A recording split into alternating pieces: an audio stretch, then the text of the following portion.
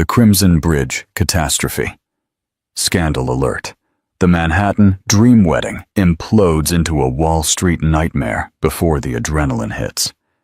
If you love stories with earth-shattering twists and epic corporate vengeance, please like this video and subscribe to the channel right now. Your support makes it possible for us to deliver intense dramas like this.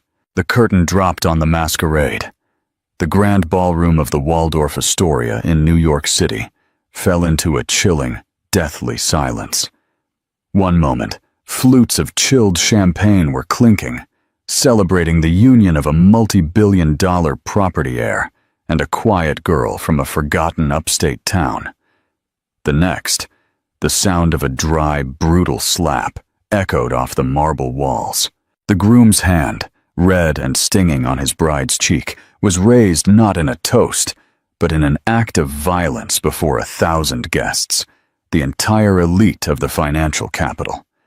A matrimonial fairy tale had just shattered, but the real explosion was still to come when the bride's father, a quiet, unassuming man, slowly stood up and began to take off his face, the mark of humiliation. Clara Vance felt the sting before she heard the gasp ripple through the opulent room.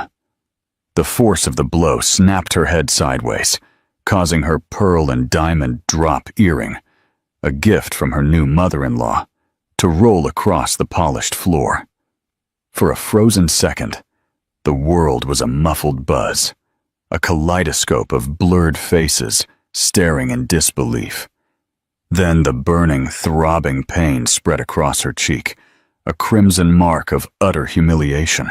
Her husband, Marcus Thorne, stood before her, his handsome face contorted into a mask of pure fury. His eyes, the same ones that had crinkled with laughter just hours earlier while exchanging vows, were now cold, hard stones. "How dare you!" His voice was a low, menacing snarl that cut through the stunned silence. "How dare you embarrass me like this?" The embarrassment was a photograph, a grainy, simple image displayed on the enormous screen behind the wedding stage, which moments before had projected a romantic montage of their courtship. It showed Clara, years younger, standing next to another man on a dimly lit Brooklyn street. They weren't kissing or even holding hands, but the man's arm was casually draped over her shoulder. It was innocent, a relic from a past she'd almost forgotten. But someone had sent it to Marcus's phone, mid-banquet, with a caption dripping poison. "Still thinking about your old flame, even on your wedding day, Marcus. Come on, that's nothing," Clara whispered, her voice timbang as she cradled her sore cheek. "That was from college, years ago. His name is Leo. We were just friends." "Friends?" Marcus sneered, his laugh high and cruel. The entirety of the Thorne family, a dynasty that controlled half the luxury condo market in Manhattan, watched from the presidential table. His mother, Eleanor, watched with a tight-lipped expression of disapproval, not for her son's violence, but for the interruption of her perfectly orchestrated event. His father, Vincent Thorne, a man whose name struck fear in business rivals, simply adjusted his tie, his face an indecipherable mask of indifference. "You're a liar and a cheat," Marcus spat, raising his voice. "You thought you could marry into the Thorne family with secrets? You thought we wouldn't find out about your sordid past?" Tears streamed down Clara's face, mixing with the stinging pain. She looked out at the sea of faces. Business magnates, socialites, government officials, all whispering, their eyes gleaming with a mixture of pity and morbid curiosity. This was her dream wedding, the culmination of a whirlwind romance that had felt like a Cinderella story. Marcus had been charming. He had swept her off her feet. He had promised her the world. Now he was the one tearing it apart. Her own family was a quiet, small island in this ocean of wealth and power. Her mother gripped her father's arm, her face white with shock. And her father, her sweet, simple father, Mr. Patrick Owens, was a retired high school history teacher, a man who had spent his life in a modest apartment in Queens, a man who always smelled faintly of old books and mild pipe tobacco. He had looked so out of place in his rented tuxedo, his calloused hands nervously clasped in his lap. Now he was slowly, deliberately rising to his feet. Mr. Owens pushed his chair back. The scrape of its legs against the marble floor was unnaturally loud in the silent room.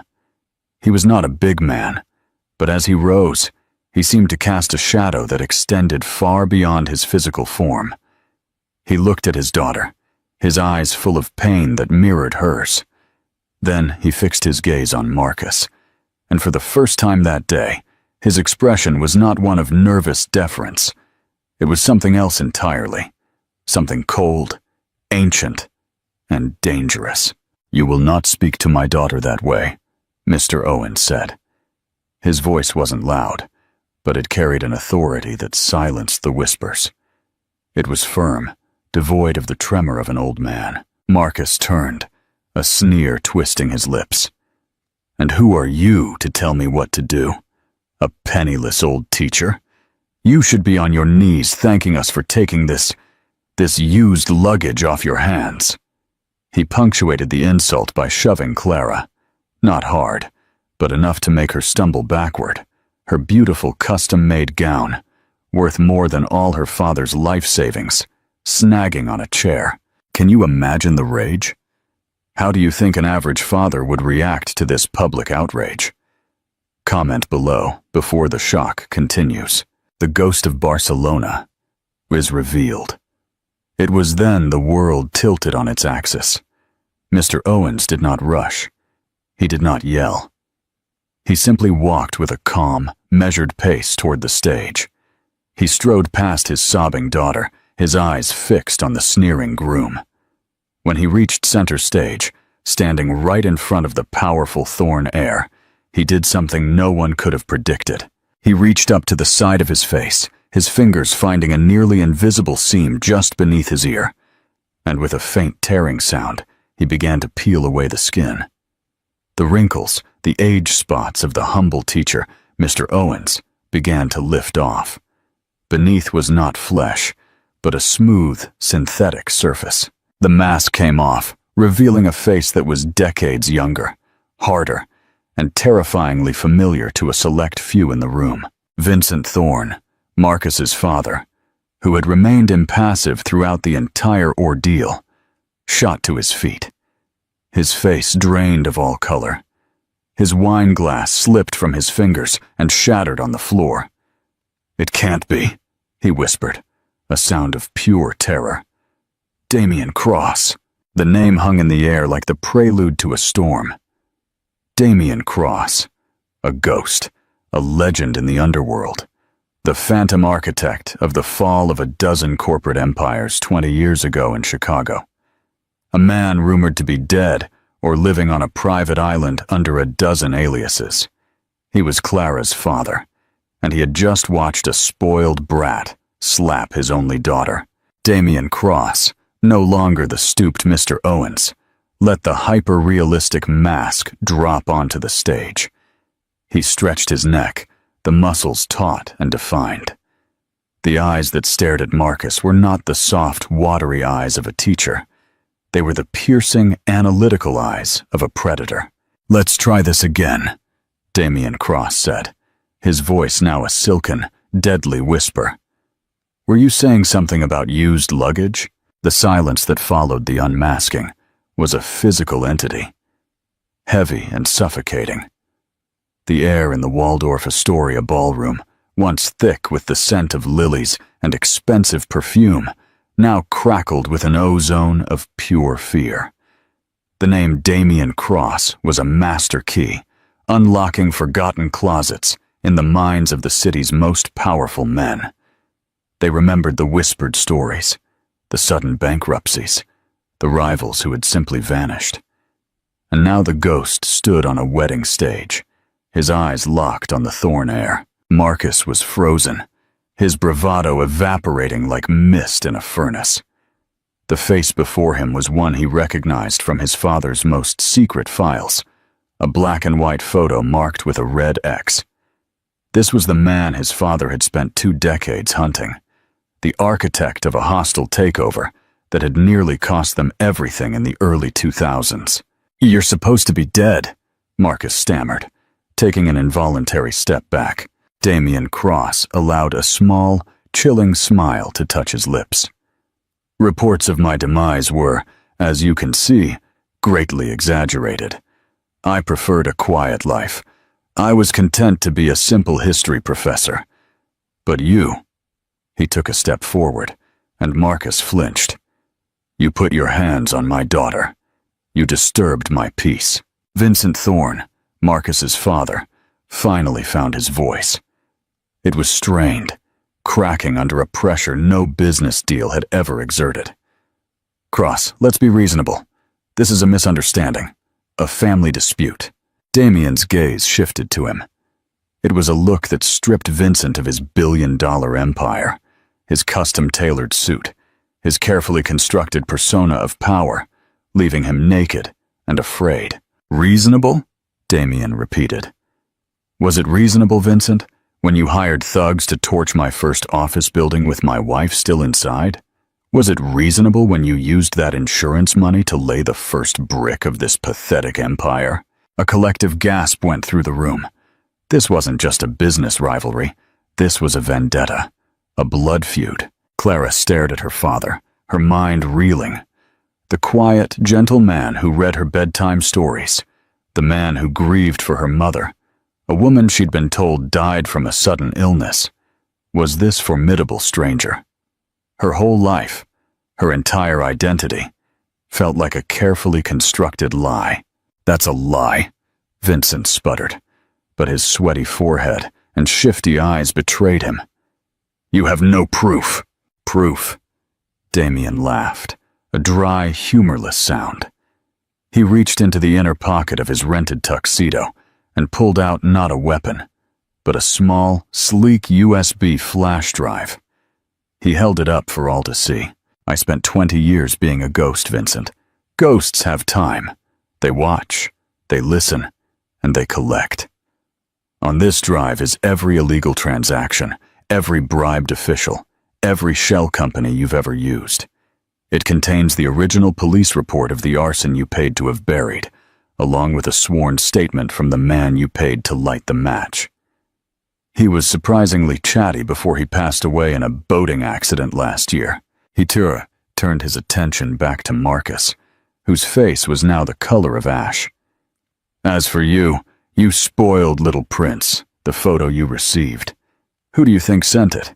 The twist was so bold, it took a moment to register. "I did," Damien stated calmly. "I sent the photo. I knew your temper.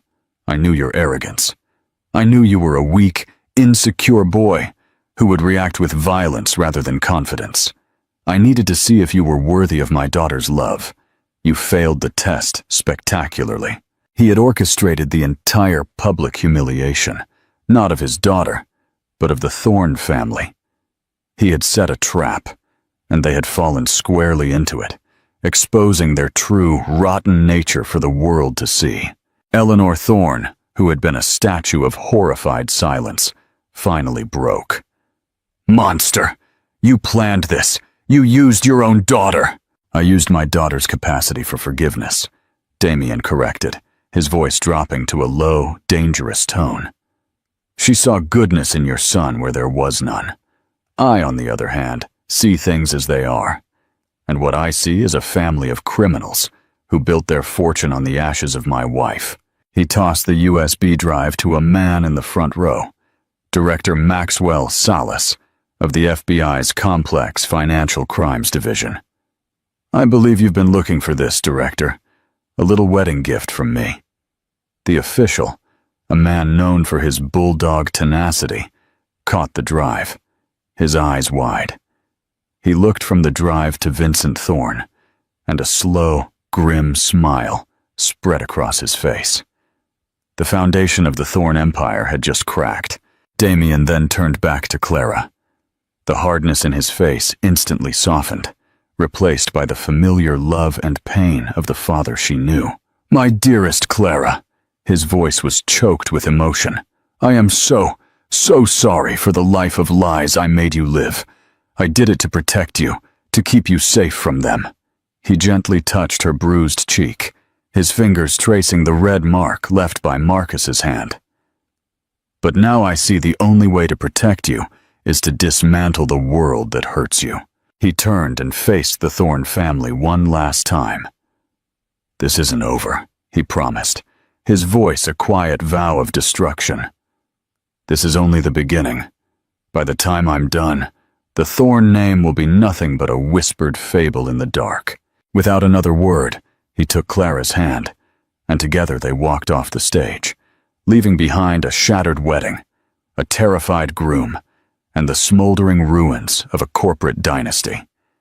The guests, frozen in their seats, could only watch as the legend of Damien Cross was reborn in fire and vengeance. Mid-story action break. The shock in that room must have been electric.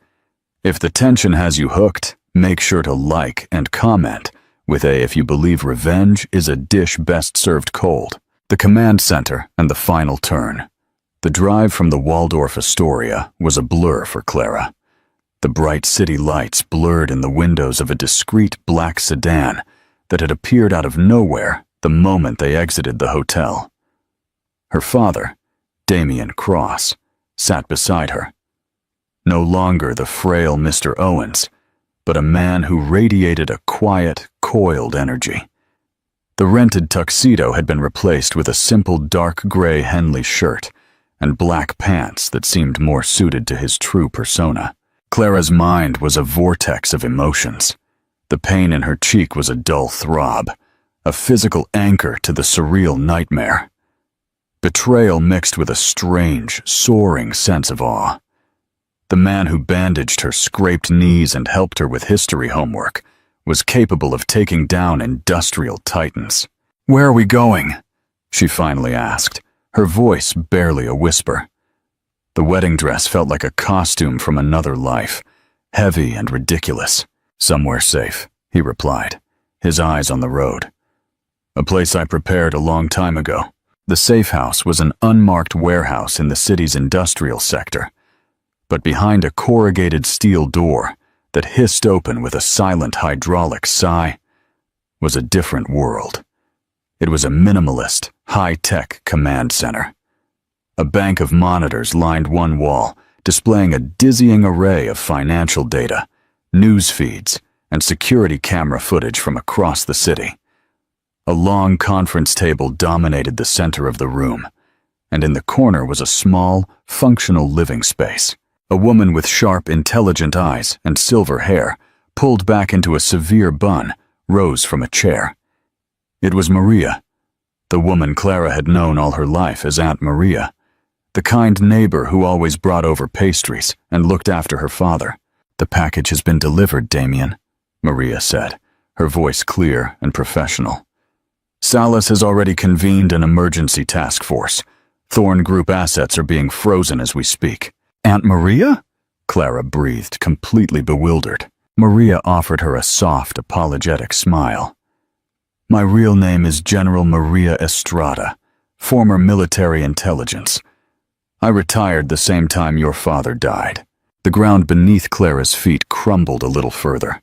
Her entire neighborhood, her entire life. It was a stage. Damien Cross led her to the monitors. "Watch," he said, pointing to a newsfeed. The headline was explosive. "Thorne Group CEO and heir arrested in wide-ranging corruption probe. Assets frozen." A live video showed a frantic Vincent Thorne being escorted out of his mansion by FBI agents. Marcus was beside him, his face a mask of gaping disbelief, his wedding tuxedo now wrinkled and stained. Eleanor was screaming at the cameras, a stark contrast to her earlier glacial composure. "You did this," Clara whispered. "In 1 hour you destroyed them." They destroyed themselves 20 years ago when they chose greed over humanity, Damien corrected gently. I am simply collecting the debt. He pointed to another screen showing a complex web of financial transactions. This is what I've been doing for 2 decades, my love. Not just teaching history, but mapping every dirty secret of the man who killed your mother. I built a financial weapon, a virus designed to dismantle their empire from the inside out, piece by piece. The USB drive was just the key to activate it.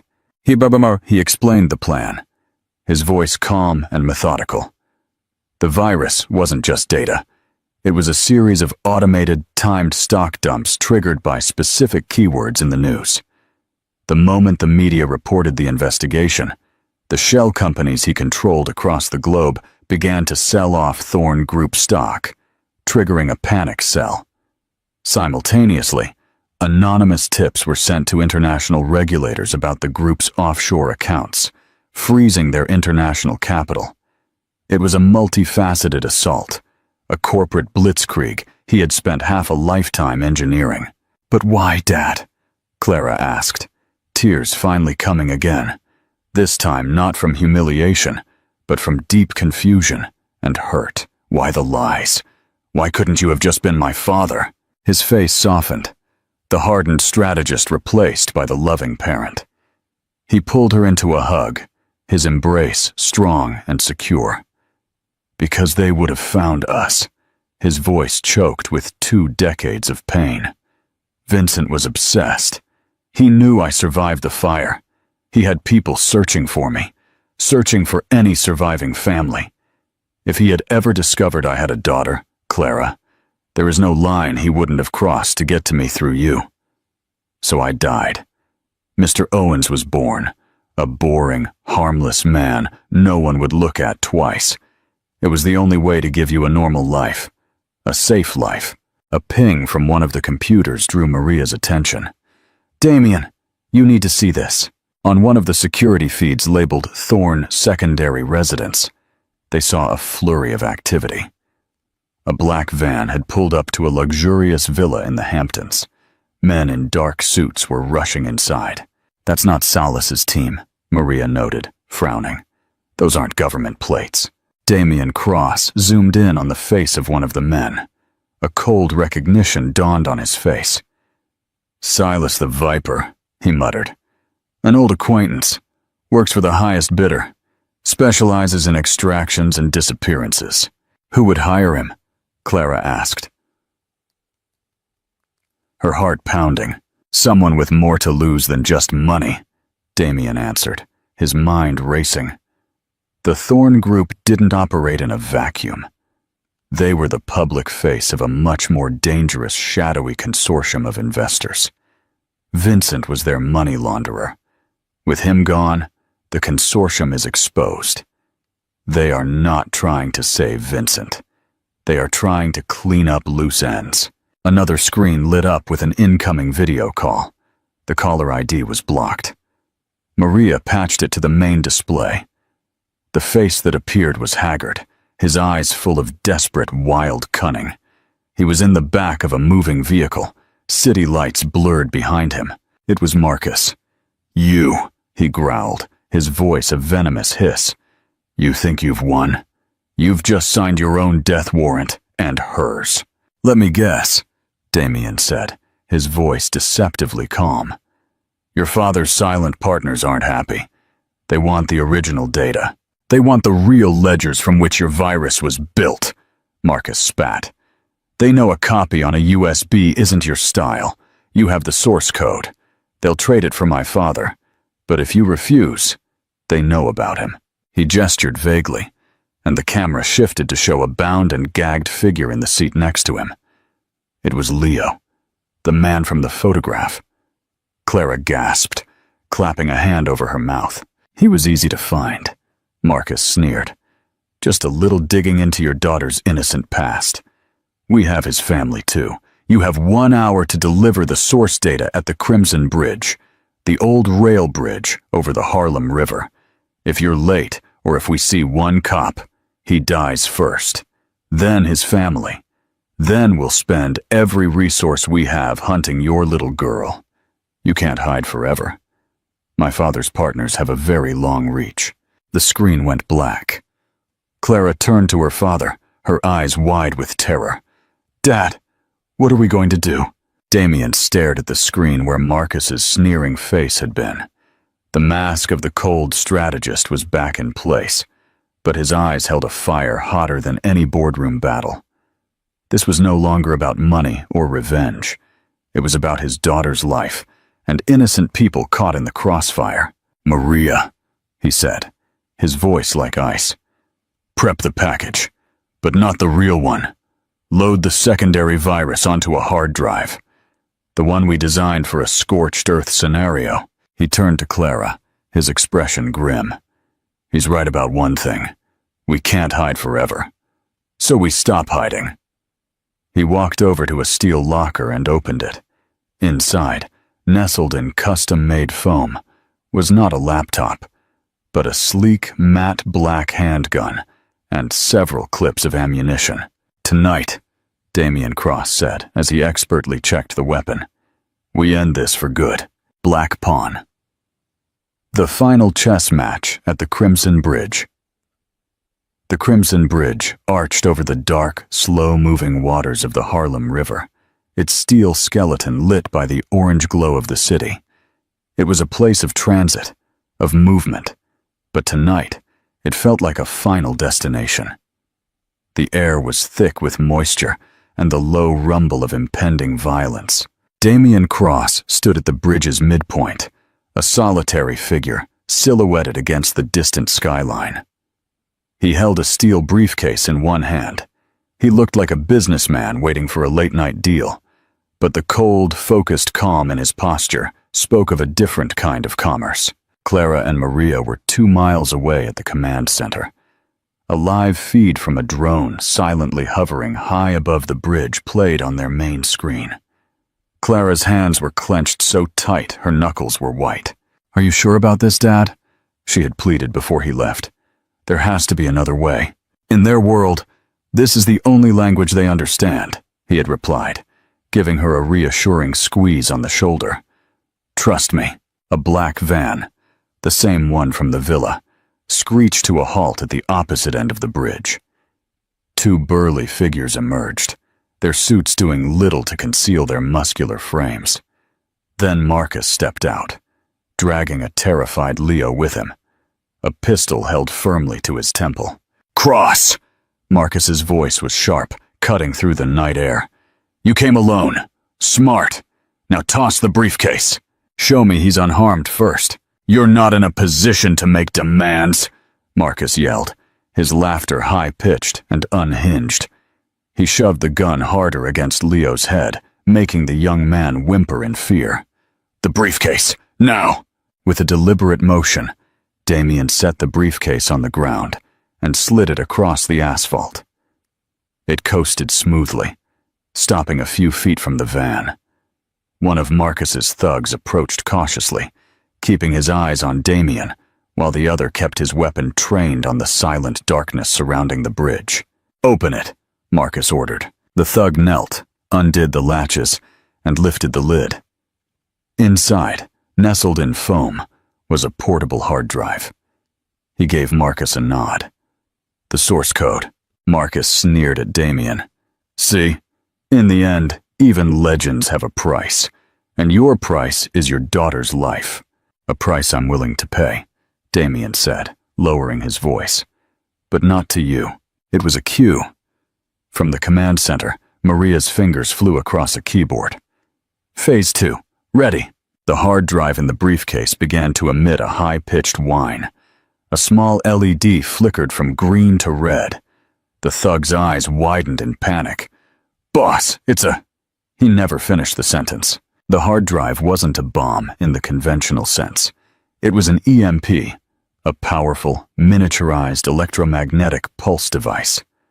A flash of blue-white light burst from the briefcase, and every electronic device within a 50-foot radius instantly died. The van's engine coughed and stalled. The bridge lights flickered and went out. The drone feed dissolved into static. Marcus's phone, which he was using to communicate with his backers, went dead. They were plunged into an unsettling, isolated darkness, lit only by the distant city glow. In the command center, Clara cried out, "The signal is gone! What's happening?" "It's the plan," Maria said, her voice tight, her eyes fixed on the blank screens. "He's cut them off.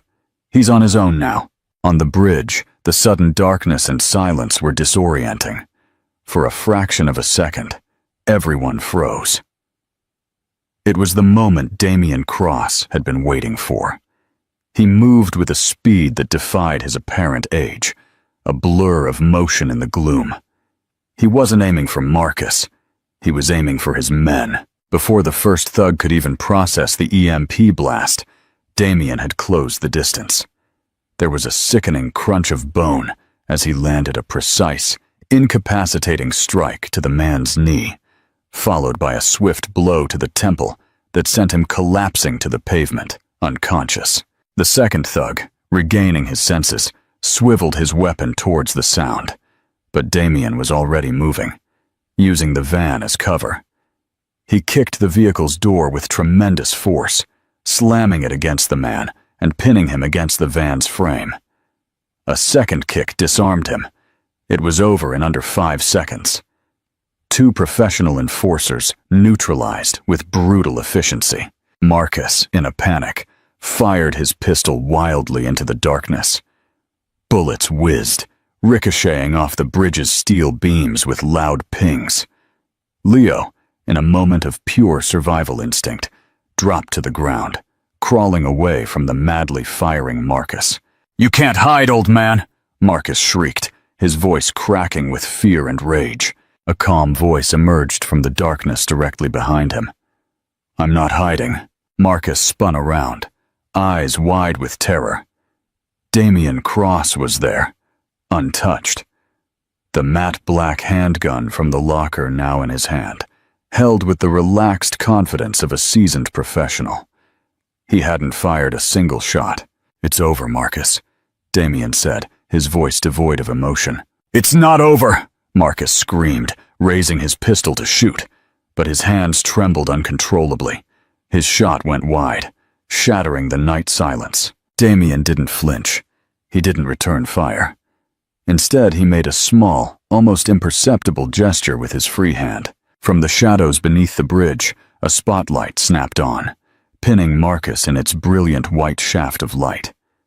Simultaneously, the low rumble of a powerful engine filled the air as a police speedboat sped into view on the river, its blue and red lights flashing.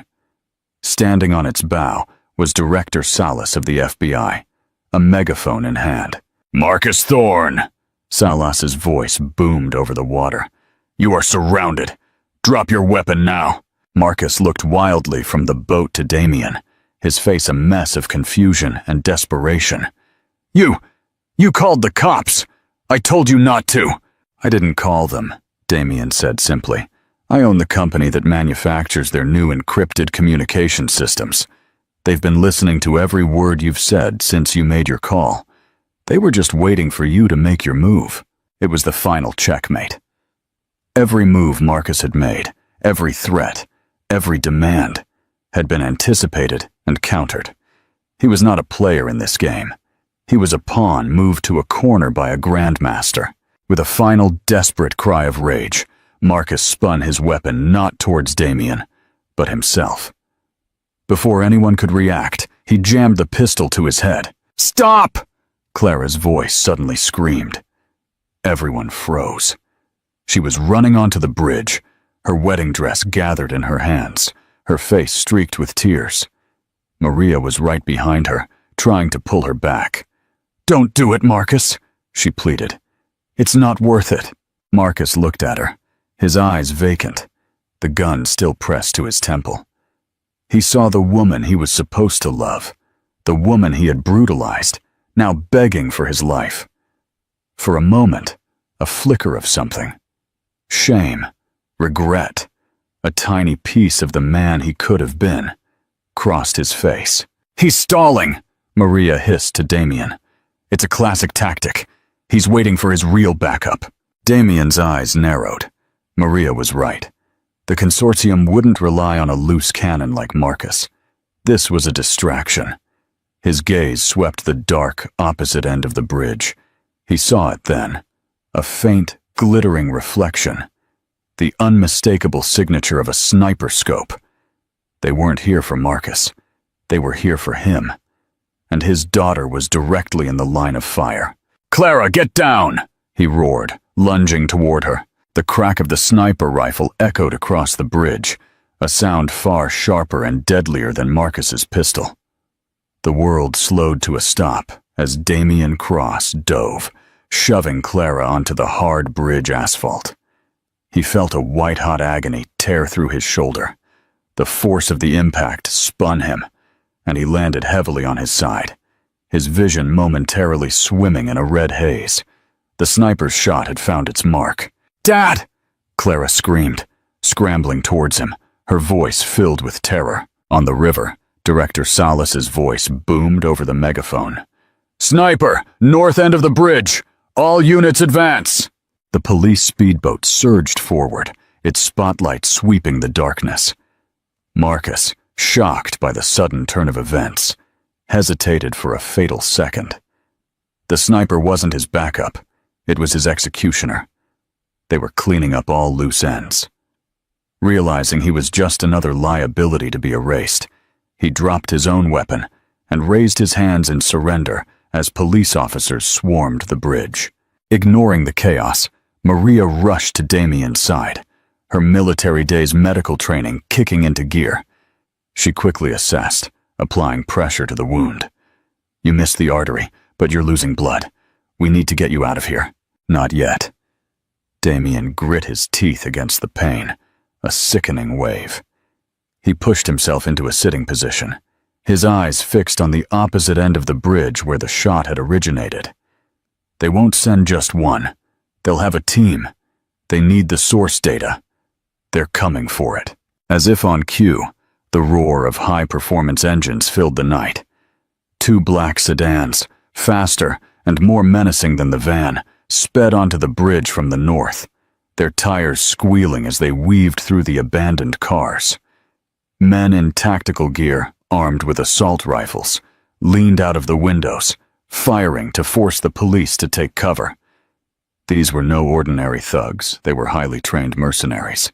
"They're going for the command center," Maria realized with a gasp of horror. "The drone signal is down, but they know it originated nearby." "Clara," Damien said, his voice strained but clear, gripping his daughter's arm. "Listen to me. They don't know what you look like. They only know me. You need to blend in with the civilians being evacuated by the police. Get off this bridge. Go." "No, I won't leave you," she cried, her tears falling onto his blood-soaked shirt. "You must," he insisted, his gaze intense. "This is bigger than the Thorne family. It's about the people behind them. If they get their hands on that data, they will destabilize the entire country's economy for their own benefit. The command center has a self-destruct sequence. Maria knows the code, but you have to be safe. I won't lose you too." His words, a final plea from a father to his daughter, finally broke through her panic. With a sob, she nodded. Maria helped her up. "Go now. We'll create a distraction." As Clara ran off, blending in with a group of shocked motorists being led to safety, Maria turned back to Damien. "What's the distraction, Damien?" He looked at the approaching sedans, a grim, defiant smile on his lips. "The ghost makes one final appearance." He struggled to stand, using a concrete barrier for support, his left arm dangling uselessly at his side. With his right hand, he raised his handgun. He was outmanned and outgunned, a wounded man against an assassination squad. But he was Damien Cross, and he stood on his chosen battlefield. He fired 2 precise shots, not at the men, but at the front tires of the lead car. The rubber exploded, and the sedan swerved violently, smashing into the side of the bridge with a screech of tortured metal. The second car was forced to brake hard to avoid a collision. The mercenaries piled out, using their vehicles as cover, their weapons aimed at him. From the lead car, a figure emerged. He wasn't dressed in tactical gear, but an impeccably tailored Italian suit that looked absurdly out of place. He was an older man with silver hair and the cold, dead eyes of a shark. "Damien Cross," the man said, his voice quiet and cultured, easily audible in the tense silence. "It's been a long time. I am Mr. Sokolov, a representative of the consortium. You have caused us a great deal of inconvenience." "Sokolov," Damien recognized, his mind racing. He recognized the name, a phantom figure in international finance, a man who moved billions for rogue states and crime syndicates. He was the architect of the shadows, the true power behind men like Vincent Thorne. "The data cross," Sokolov said, as if discussing the weather. "Give it to us, and we will let you die quickly. A courtesy for old time's sake. Resist, and we will find your daughter. We are very, very good at finding people. We will take our time with her, and we will make you watch." It was the ultimate threat. But Sokolov had made a fatal miscalculation. He thought he was dealing with a cornered man. In reality, he was dealing with a man who had just watched his daughter escape to safety, a man with nothing left to lose. "You want the data?" Damien yelled, a strange, triumphant light in his eyes. "You should have checked your bank accounts first." Sokolov frowned. A flicker of uncertainty crossed his face. He pulled out a satellite phone, unaffected by the localized EMP, and made a quick call. As he listened, his composure finally shattered. His face went from pale to livid. "What have you done?" he roared into the phone, then to Damien. From her new vantage point at the command center, Maria saw it happen on the financial feeds. The scorched earth virus she had loaded onto the decoy hard drive hadn't been an EMP. That was a separate device. The hard drive itself contained a far more insidious weapon. When the thug opened the briefcase, it didn't just trigger the EMP.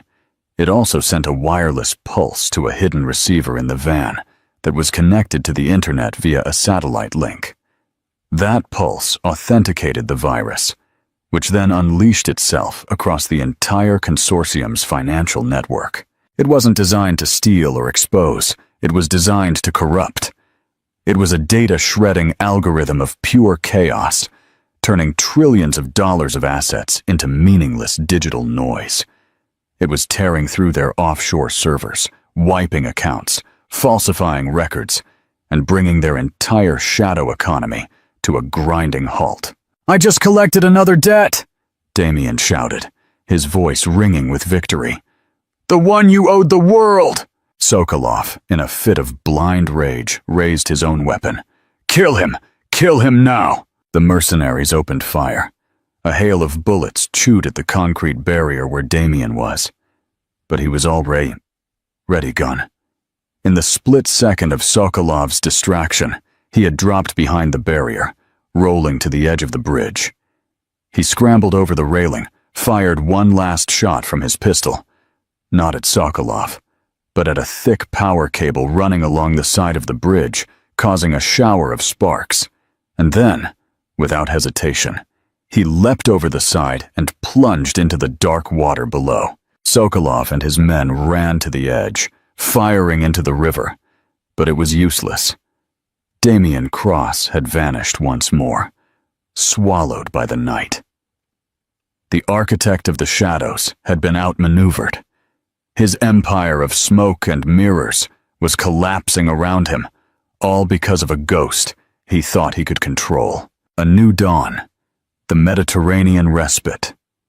The dive into the Harlem River was a brutal, icy shock that stole Damien's breath.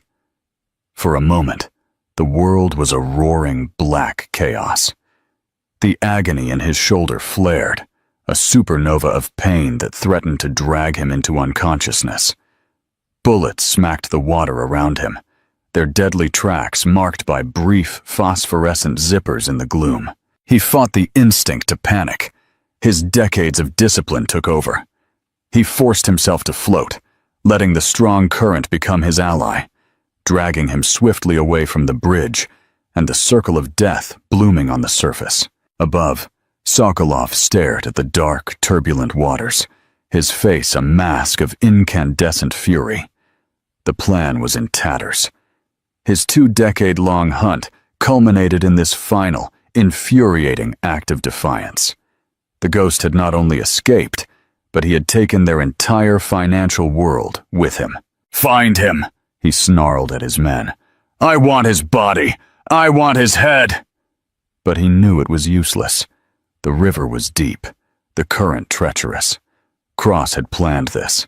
Every step was a calculation, and this was his final, brilliant checkmate move.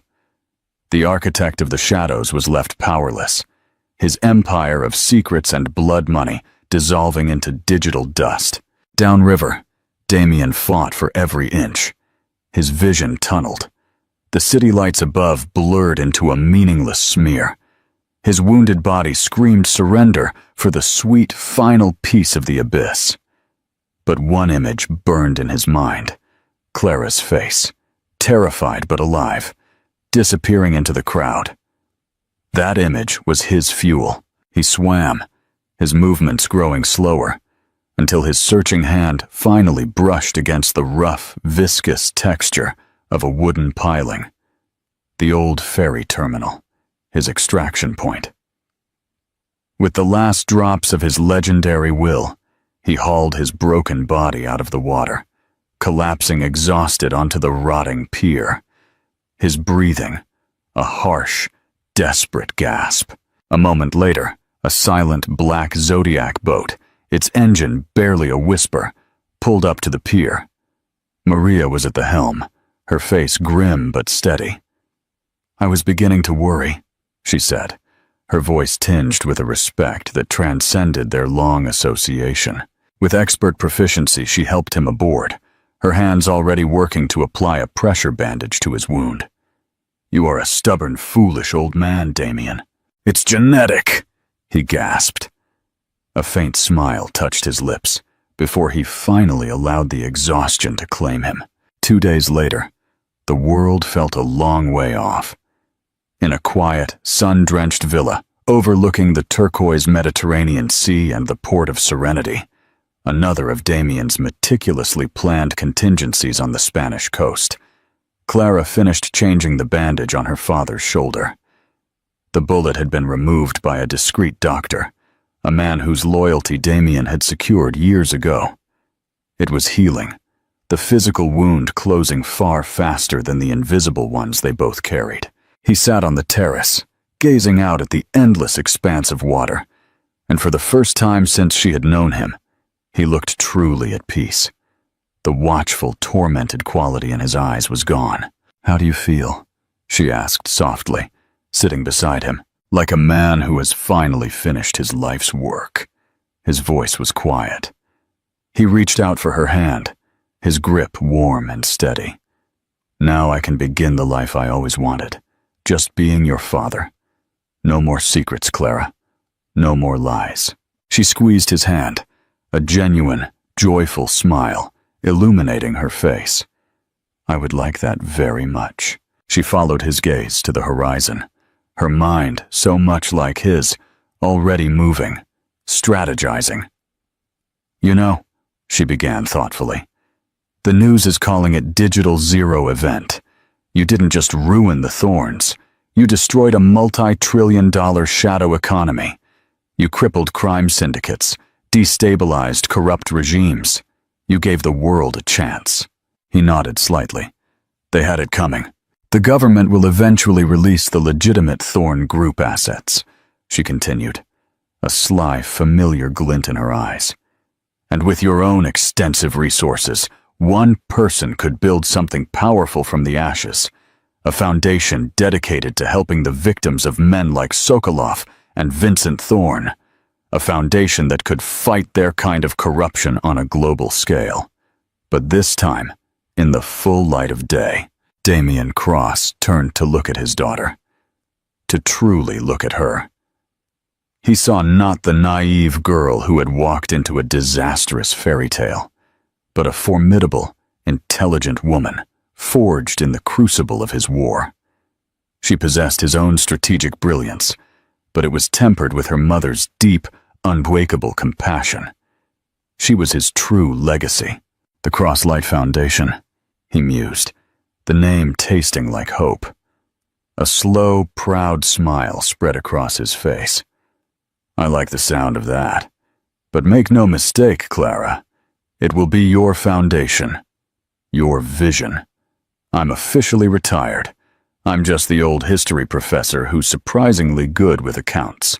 They sat together in a deep, comfortable silence, watching the sun dip beneath the ocean, igniting the sky in shades of fiery orange and soft gold.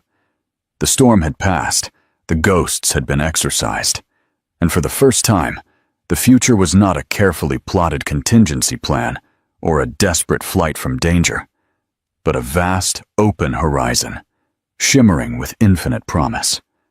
A new dawn was breaking, not just for a father and his daughter, but for the countless lives they would now touch and change for the better. The dark legend of Damien Cross was finally over. The brilliant legacy of Clara Cross was just beginning. Conclusion and reflection. What you just heard was more than a story of revenge. It was a testament to the unbreakable bond between a father and child, and a reminder that true strength often hides beneath the most unassuming exterior. The world is full of secrets, and sometimes the most dramatic truths are just waiting to be unmasked. Interactive question. What would you do with the power of the Crosslight Foundation? Which corrupt magnate would you unmask first? Leave your answer in the comments. If this story of intrigue, sacrifice, and final justice resonated, please take a moment to share this video with someone who loves a powerful plot twist. And most importantly, subscribe to the channel and hit the notification bell. Your support allows us to bring more incredible dramas like this to life. Thank you for listening. Would you like me to help you translate and rewrite a second story with an equally cinematic style?